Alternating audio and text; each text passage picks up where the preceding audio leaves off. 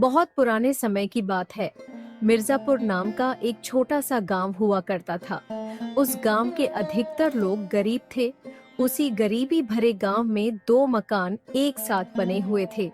उनमें से एक मकान एक दर्जी का था, जिसका नाम कृष्ण था, और दूसरा मकान एक गरीब लकड़हारा का था, जिसका नाम मदन था। उनके मकान के पास एक दुकान हुआ करती थी, जो कि एक बनिया की दुकान थी।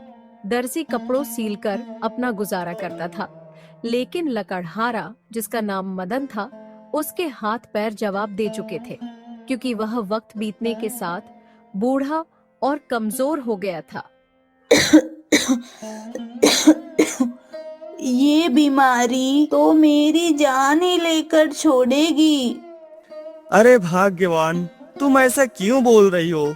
मैं अभी वैद्य को बुला कर आता हूँ। सुनो जी, इतनी तेज बारिश हो रही है, आप बारिश रुकने तक इंतजार कर लीजिए। नहीं भाग्यवान, तुम्हारी हालत बहुत खराब होती जा रही है। मैं और प्रतीक्षा नहीं कर सकता। तभी लकड़हारा, जिसका नाम मदन था, वह तूफानी रात में वेद जी को लाने के लिए निकल पड़ते हैं। वैद्य जी, दरवाजा खोलिए। मेरी पत्नी की तबीयत बहुत खराब है। क्या हुआ मदन? वैद्य जी, मेरी पत्नी की तबीयत बहुत खराब है। कृपया करके आप मेरे साथ चलिए। ठीक है मदन, मैं चलने के लिए तैयार हूँ। तुम यहीं ठहरो, मैं छाता ले आऊं।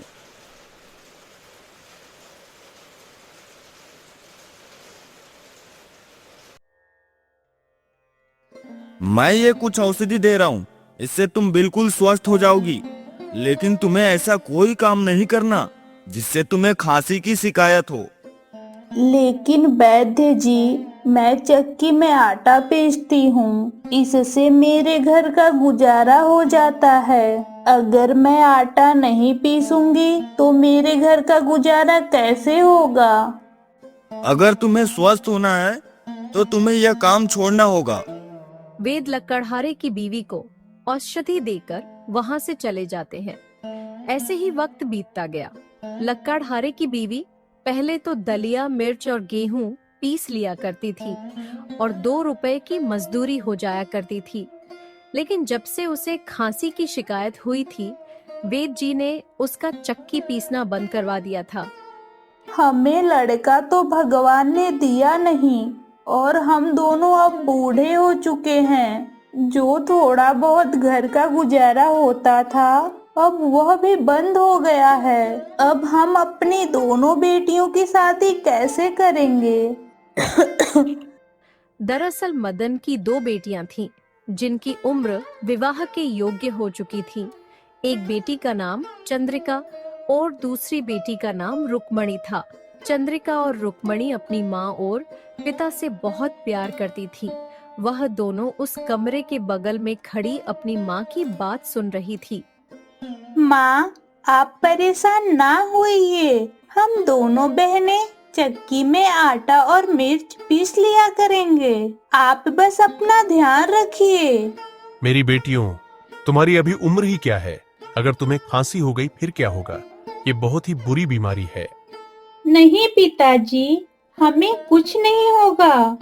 वो कहते हैं ना कि माँ बाप चाहे कैसे भी हालत में हो, लेकिन वह अपने बच्चों को दुख देना कभी नहीं चाहेंगे। मगर मदन बेचारा करता भी तो क्या करता, क्योंकि उसके बेटा तो था नहीं। अब जो भी करना था उनकी बेटियों को ही करना था, क्योंकि मदन और उसकी पत्नी अब बुढ़े हो चुके थे। मदन की गरीबी का हाल सबको नहीं मालूम था। यह बात केवल दर्जी को मालूम थी कि मदन का परिवार रूखी सूखी रोटी खाकर ही गुजारा करते हैं। एक दिन चंद्रिका और रुक्मणी चुपके से दर्जी को कपड़े सिलते हुए देख रही थी। बहन, कृष्ण काका कितने अच्छे कपड़े सिलते हैं। मुझे भी कपड़े सिलने का बहुत शौक है। काश मैं भी कपड़े सिल पाती। हाँ बहन, मुझे भी बहुत शौक है, लेकिन हमारे पास मशीन भी नहीं है और ना ही इतने पैसे जिससे मशीन खरीदी जा सके। ये सब बातें दर्जी की बीवी सुन लेती है। सुनो जी, जब आप कपड़े सिलते हो तब हर रोज मदन की बेटियां आपको कपड़े सिलते हुए देखती हैं। आज मैंने उन दोनों की बातें सुनी। वो दोनों कह रही थी कि उन्हें सिलाई का बहुत शौक है। भाग्यवान, अगर ऐसा है तो मैं उनका ये शौक अवश्य पूरा करूंगा। भाग्यवान, मैंने मदन की गरीबी देखी है। मुझे तो बहुत खुशी होगी हम उसके कुछ काम आ पाए तो। मैं कल ही मदन से इस बारे में बात करूंगा। एक सुबह दर्जी मदन के घर आता है। मेरे पास सिलाई का काम बहुत आता है। बहुत बार तो मैं काम लेने से मना कर देता हूँ क्योंकि मैं इतना काम नहीं कर सकता। अगर तुम चाहो तो मैं थोड़ा बहुत काम तुम्हारे घर भेज दिया करूंगा और तुम्हारी बेटियां उसे सिलकर मेरे पास पहुंचा दिया करेगी। इस तरह मेरा काम भी नहीं रुकेगा और तुम्हारी भी कुछ आमदनी हो जाया करेगी। और मेरे पास एक मशीन भी रखी हुई है, वो तुम्हारी बेटियां इस्तेमाल कर लेंगी। भाई, मैं बहुत खुश हूँ तुमने मेरी भलाई के बारे में सोचा।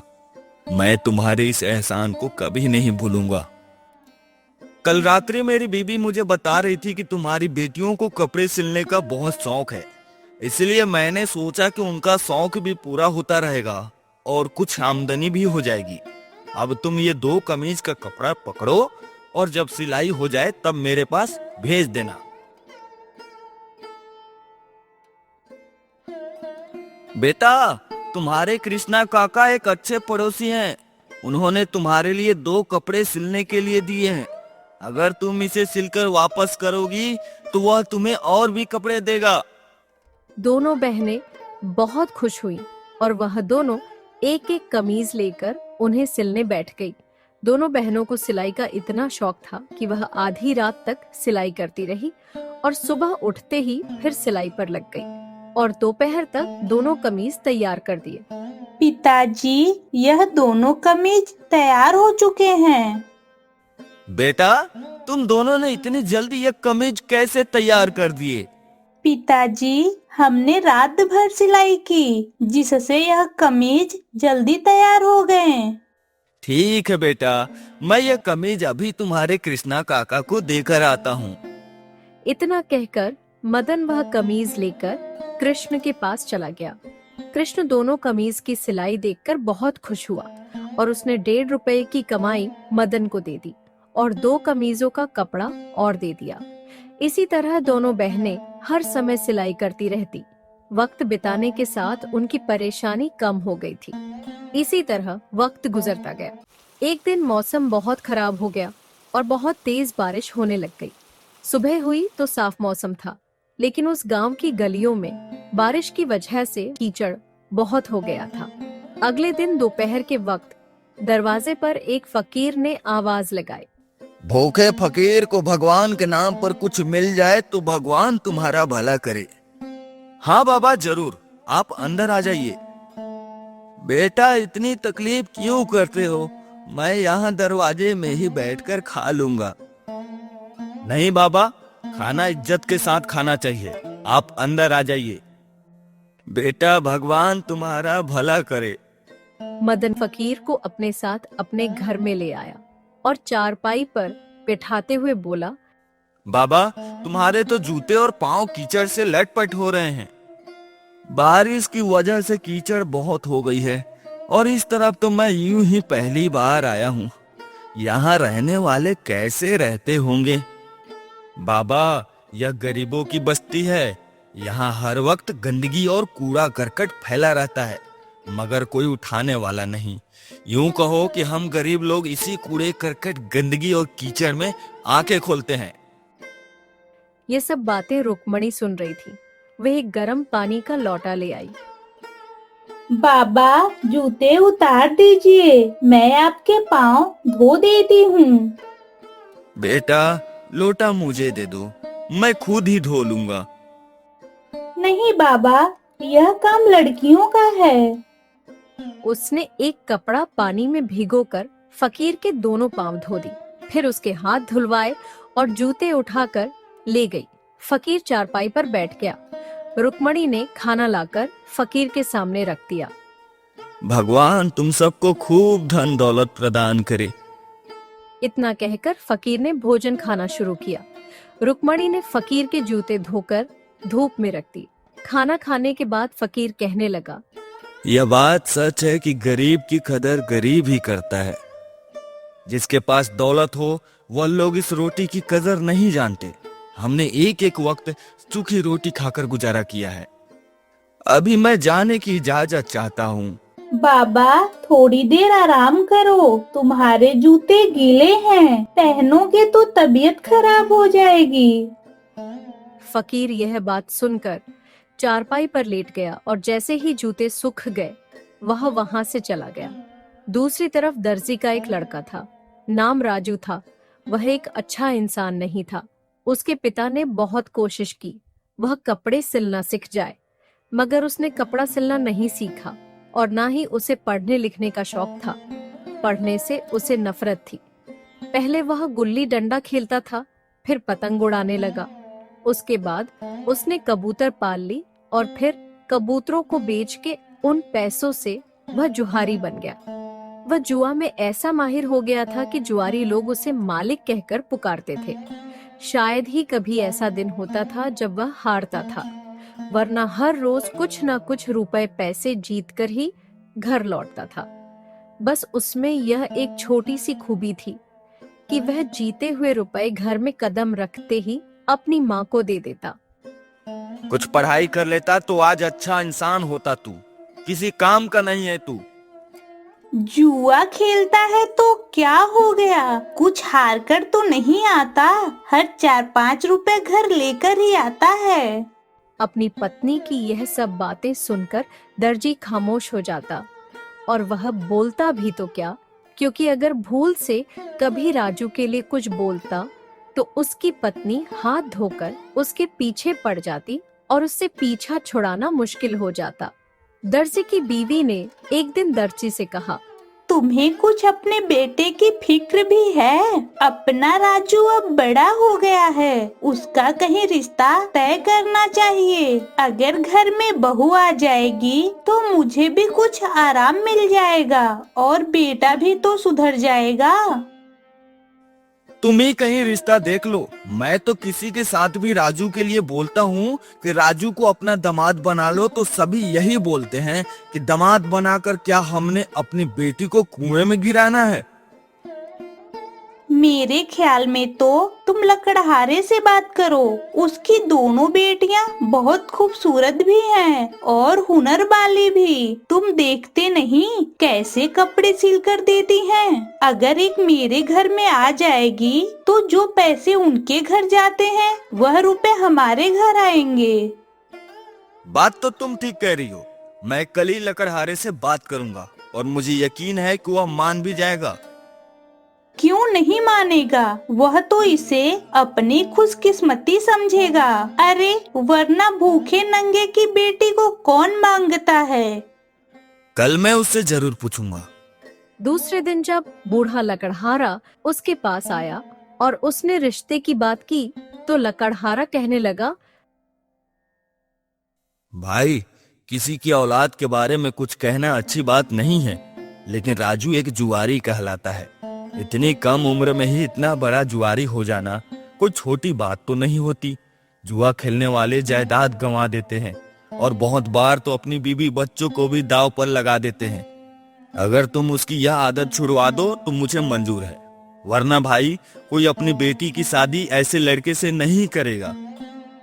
दर्जी यह सब सुनकर चुप रहा, लेकिन उसकी बीवी जो वहाँ खड़ी थी वह कहने लगी, मेरे बेटे के बारे में कुछ कहने की जरूरत नहीं है। तुम तो एक हफ्ते में इतना काम नहीं कर पाते जितना वह एक दिन में कर लाता है। हमने तो सोचा था रिश्ता हो जाएगा तो तुम्हारी बेटी की जिंदगी बन जाएगी, रानी बनकर रहेगी। मुझे माफ करना, लेकिन कोई अपनी बेटी का हाथ एक जुआरी के हाथ में नहीं देना चाहता। बस तुम अब अपने घर खुश रहो। अब हम सिलाई का काम तुम्हारी बेटियों को नहीं देंगे।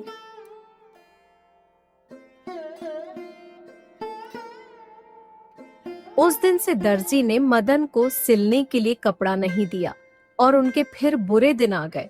थोड़े बहुत रुपए जो कपड़ा सिलकर बचाए थे वो भी वक्त के साथ खर्च हो गए थे। एक रोज फिर वही फकीर आया और उसने दरवाजे पर आवाज लगाई। कोई भगवान के नाम पर रोटी खाने को दे दो। चंद्रिका और रुक्मणी फकीर की आवाज पहचान गई। पिताजी, यह तो उसी दिन वाले बाबा हैं। उसे बिठाकर खाना खिला दीजिए। बेटी, उस दिन तो कड़ी और मक्की की रोटी थी, आज तो रूखी सूखी रोटी है। फकीर को सूखी रोटी कैसे देंगे? नहीं पिताजी, ऐसे कोई दरवाजे पर आए और उसे खाली हाथ नहीं भेजना चाहिए। हाँ बेटी, तुम ठीक कह रही हो। इतना कहकर मदन ने फकीर को अंदर बुला लिया और चारपाई पर बिठा दिया। मदन फकीर बाबा की सूरत को गौर से देखने लगा। तुम क्या सोच रहे हो? उस दिन जब तुम आए थे तो तुम्हारी दाढ़ी में एक भी सफेद बाल नहीं था, लेकिन आज सारी दाढ़ी सफेद हो गई है। भगवान की देन है सब। पिताजी, खाना ले लीजिए। हाँ बेटी, मैं तो भूल ही गया था। बाबा, आज तो सूखी रोटी और थोड़ी सी चटनी रखी है, आज ताजा रोटी नहीं पकाई। ये सुनकर मदन की आंखों में आंसू आ गए और उसने सारी बात फकीर को कह सुनाई। जमाना बहुत मतलबी है। तुमने बहुत अच्छा किया जो दर्जी को बेटी देने से इनकार कर दिया। लड़का गरीब हो लेकिन अच्छा हो। जुआ खेलना एक जुर्म है। अगर राजा को यह बात पता लग गई तो राजा के सैनिक उसे पकड़ लेंगे और उसको सजा भी हो सकती है। फकीर ने अपने फटे पुराने और मेले कपड़ों की जेब में हाथ डालकर चांदी के कुछ 10 से 15 सिक्के निकले और मदन से कहने लगा, ये रख लो, तुम्हारे काम आएंगे। नहीं बाबा, घर है, मेहमान से रुपए लेना ठीक नहीं। तुम इनकार ना करो, मेरी ना बीबी है और ना ही बच्चे हैं, इसलिए मेरे लिए ये सिक्के बेकार हैं, तुम्हारे काम आ जाएंगे। क्या तुम भूल गए, गरीब ही गरीब के काम आता है। फकीर जबरदस्ती मदन को सिक्के देकर वहाँ से चला गया।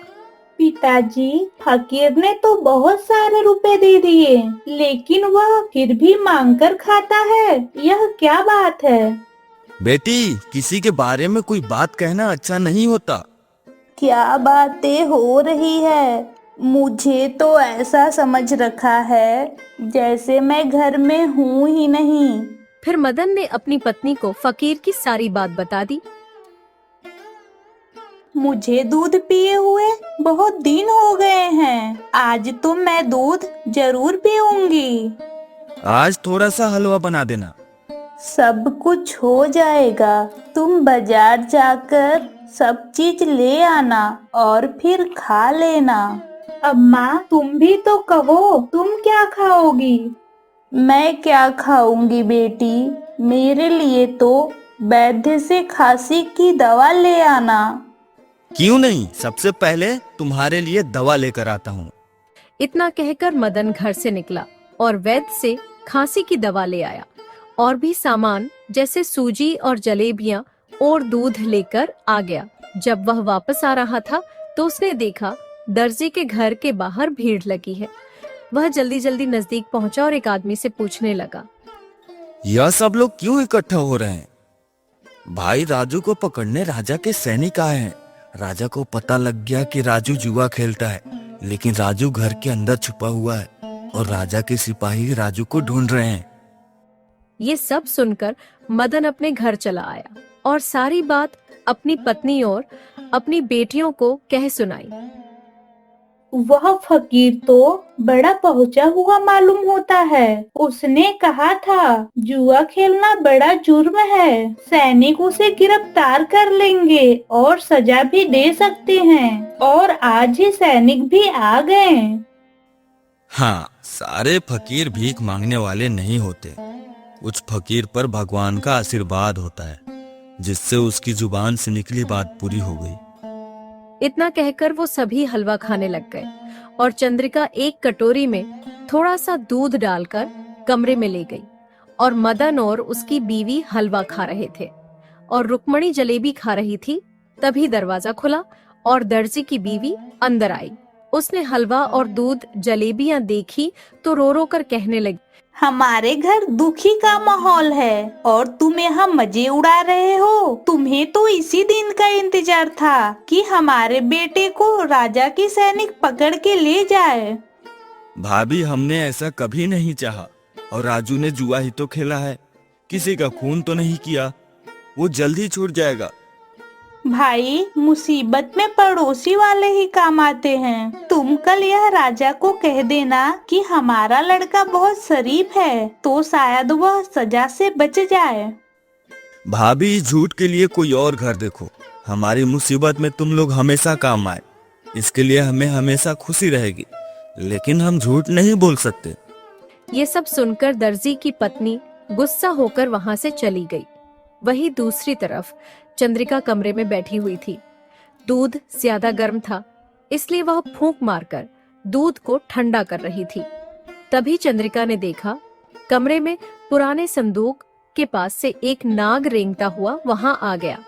चंद्रिका यह सब देखकर डर गई, लेकिन नाग उसके इतना करीब था, वह उठकर भाग नहीं सकती थी। उसने हिम्मत करके दूध का प्याला हाथ में उठाया और सांप की तरफ ले गई और नाग ने फौरन ही उसमें मुंह डाल दिया और सारा दूध पी गया। लेकिन दूध पीने के बाद भी वह नाग वहीं रहा।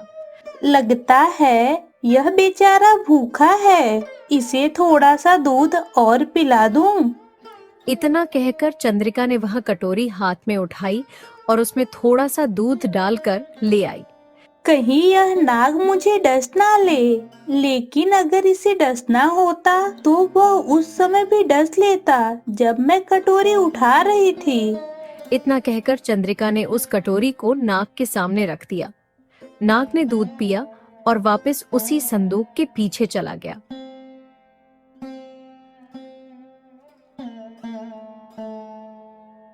यह तो वापिस उसी संदूक के पीछे चला गया। कहीं रात को यह किसी को डस ना ले। मुझे उसे संदूक के पीछे से निकालना होगा।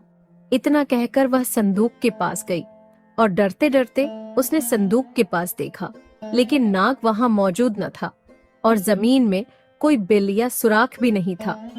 ये देखकर चंद्रिका डर गई और मन ही मन सोचने लगी, आखिर यह नाग कहाँ चला गया?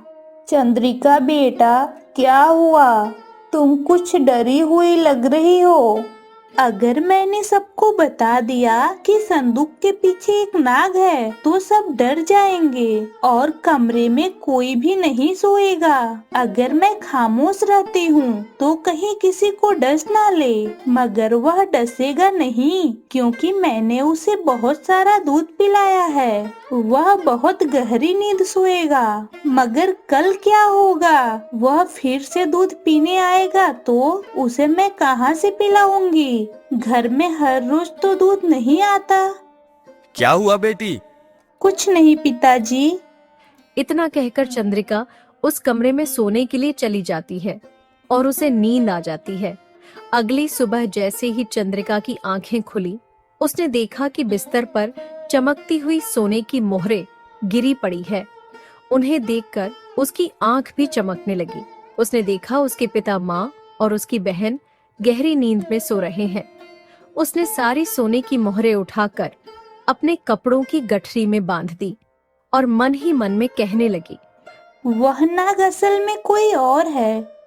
दोपहर को उसने सोने की मोहरें अपने पिता को देते हुए कहा, पिताजी, ये सोने के मोहरे मुझे कमरे में मिली। बेटा, इतनी मोहरें आखिर कमरे में कैसे आई?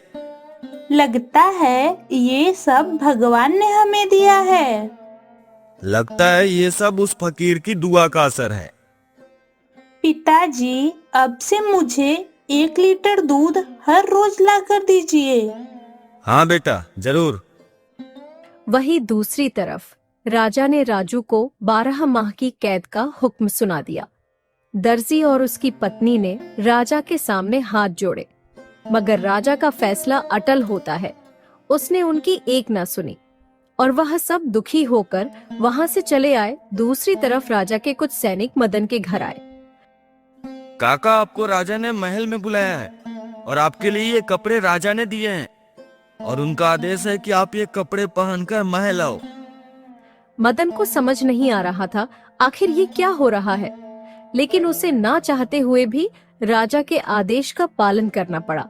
वह जैसे ही वो शाही कपड़े पहनकर घर से बाहर निकला, वह यह देखकर चौंक गया कि उसको ले जाने के लिए राजा ने एक बहुत ही सुंदर पालकी भेजी हुई थी और 4 से 5 घोड़े भेजे हुए थे।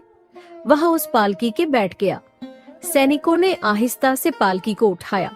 फिर कुछ सैनिक मदन की पालकी के दाएं और बाएं और 2 पालकी के पीछे हुए और बड़ी शान से मदन को लेकर वहां से चल पड़े। दर्जी और आसपास के गांव वाले ये सब देखकर बहुत हैरान हुए कि आखिर मदन ने ऐसा कौन सा कारनामा किया है जो मदन को इतनी इज्जत दी जा रही है। दर्जी ने घर पहुंचकर बीवी से पूछा, तुम्हें कुछ मालूम है उस मदन को राजा के सैनिक क्यों ले गए हैं? नहीं, बस यह मालूम है राजा ने एक जोड़ा कपड़ों का भेजा है और कहा है इसे पहनकर मेरे पास आओ, इसीलिए लकड़हारा चला गया। उसकी बीबी और बेटियां बहुत परेशान हैं और सर पकड़े बैठी हैं। दूसरी तरफ राजा के सैनिक गरीब मदन को महल में ले आए। वहां राजा उसका इंतजार कर रहा था। उसे देखते ही राजा मुस्कुराया और उसने सलाम करके खूबसूरत बिस्तर पर बिठाया और फिर खिदमतगारों को इशारा किया। वह नाश्ते का सामान लेकर आए। मदन ने डरते डरते कहा, हुजूर, मैं पूछ सकता हूँ कि आखिर मुझे यह इज्जत क्यों दी जा रही है? मैं तो बहुत गरीब और बेरोजगार आदमी हूँ। मेरे आगे आपका रुतबा बहुत बड़ा है। आप फिक्र न कीजिए, मैं अभी बताता हूँ। शायद आपने मुझे पहचाना नहीं। मैं वही फकीर हूँ जो भेष बदल कर अपनी प्रजा का हाल मालूम करने जाता था। आपके दरवाजे पर 2 बार जा चुका हूँ। एक मामूली फकीर के भेष में एक बार काली दाढ़ी लगा कर गया था और दूसरी बार सफेद दाढ़ी। और सफेद दाढ़ी देखकर आपने मुझे कहा भी था कि आपकी दाढ़ी पहले तो काली थी और अब सफेद है। मदन की आंखें चमकने लगी, मगर उसने जुबान से कुछ न कहा। मुझे उस दिन यह देखकर बहुत खुशी हुई थी कि आपकी बेटी ने पानी गर्म करके मेरे पांव धोए, मुझे आराम करने के लिए बिस्तर दिया। मुझे आपकी बेटी रुक्मणी बहुत पसंद आई और मैं उसको अपनी रानी बनाना चाहता हूँ। वह एक गरीब की बेटी है हुजूर। उसे महल के कोई तौर तरीके नहीं मालूम। वह यहाँ आकर आपको कैसे खुश रख सकेगी? यह कोई बड़ी बात नहीं है। यहाँ रहकर सब कुछ समझ में आ जाएगा। मदन ने थोड़ी देर सोचने के बाद राजा को हाँ कर दी।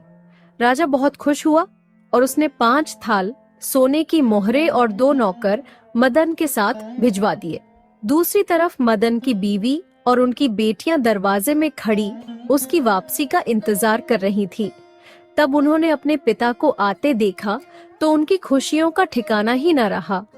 मगर दर्जी और मोहल्ले के दूसरे लोग बहुत हैरान थे कि आखिर क्यों राजा इस गरीब पर इतना मेहरबान हो रहा है। और दूसरी तरफ गांव से बाहर एक जगह एक सौदागर ठहरा हुआ था।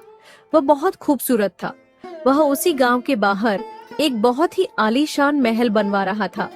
उसके महल के चर्चे दूर दूर तक थे। राजा को भी जब यह बात मालूम हुई तो वह उस सौदागर का महल देखने के लिए चले गए। आपका महल तो वाकई में बहुत खूबसूरत है। मैंने इसके जितने चर्चे सुने थे, ये तो वाकई में इतना खूबसूरत है। शुक्रिया हुजूर। बस अब तो इस महल को रौनक करने वाली आ जाए। राजा समझ चुका था कि सौदागर को एक पत्नी की तलाश है। एक गरीब लकड़हारा है। उसकी 2 बेटियां हैं। उनमें से बड़ी बेटी का रिश्ता मैंने हमारे लिए मंजूर कर लिया है और छोटी बेटी का विवाह अगर आपसे करवा दिया जाए। वह बेहद ही खूबसूरत और शरीफ लड़कियां हैं। गरीब लकड़हारा और उसकी बेटियों के बारे में जिक्र होते ही सौदागर तुरंत विवाह के लिए राजी हो गया और कहने लगा, हाँ राजन, हम तैयार हैं। आप आज ही उनसे बात कीजिए। फिर राजा वहां से चले जाते हैं और गरीब मदन को सौदागर के बारे में सब कुछ बता देते हैं। बेटा, हमारी तो उम्र गुजर चुकी है। न जाने कब हमारी आंखें बंद हो जाए। बस अब फिक्र थी तो छोटी बेटी की। हमें यह रिश्ता मंजूर है। मेरी तो बस यही दुआ है कि मेरी बेटियां खुश रहे और इज्जत के साथ रहे। कुछ दिनों के बाद चंद्रिका और रुक्मणी दोनों बहनों की बड़ी धूमधाम से विवाह हो गया। अब दर्जी और उसकी पत्नी उनकी इज्जत करने लगे। दर्जी एक दिन अपने बेटे राजू के बारे में मदन से बात करने आया। अब तो राजा आपके दामाद बन गए हैं, उनसे कहकर मेरे बेटे को रिहा करवा दीजिए। मैं आपसे वादा करता हूँ वह कभी जुआ नहीं खेलेगा। मदन को दर्जी के हाल पर तरस आ गया और उसने राजा से कहकर राजू को आजाद करवा दिया। राजू के आजाद होते ही दर्जी के घर में खुशी छा गई और अब राजू ने जुआ खेलना भी अब छोड़ दिया था।